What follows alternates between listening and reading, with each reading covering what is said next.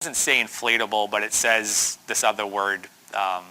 I can't think of a synonym for inflatable, but another word for inflatable, and that means a person of skill in the art, again, POSA, would know that that was inflatable. And so it's disclosing that. And it's disclosing that it's orange even though it doesn't say orange, and it's disclosing that it's round even though it doesn't say round. And so that's where you would come in. We would say the literal words aren't there, but can you explain to me in a way that I understand, keeping in mind I have a history and philosophy background, and that the jurors are most likely going to have backgrounds that are not technical as well. Can you explain to me why this reference teaches round, inflatable, and orange? And so that's where you come in. It's kind of reading that reference from the prism of a person of skill in the art.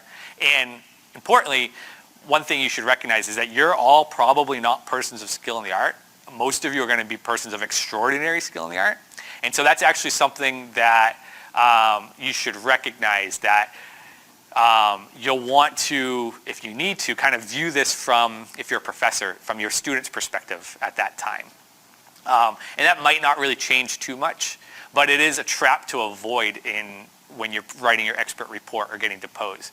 Because if you come in and say, yeah, to me, this would have been obvious, and the opposing counsel gets you to say, oh, so you're viewing it from your perspective, someone with 35 plus years of experience or what have you, and you say yes, and the parties have agreed that the person of skill in the art is someone with 3 years of experience, you've caused a problem, because what would have been obvious to someone of extraordinary skill might not have been obvious to a person of ordinary skill.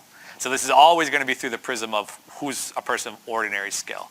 And you as the expert are typically going to be asked in your expert report to opine on what you think is a level of skill in the art. And there's, again, you get two sides of the equation. Someone on the defense side is going to want this person of skill in the art to be very educated, so that it's much easier to make those obviousness combinations we'll talk about. So the more educated our person of skill in the art is, the easier these combinations will be for them to do.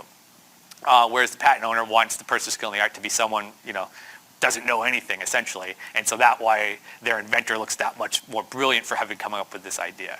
So you could kind of see, in a sense, when you get called up by an attorney and they say, I'm representing plaintiff or defendant, whichever side they're on, you can kind of already see half your expert report. Okay, we're on this side of it. So now I know this is kind of like the basic ideas of the inertia is going to be going towards these types of arguments.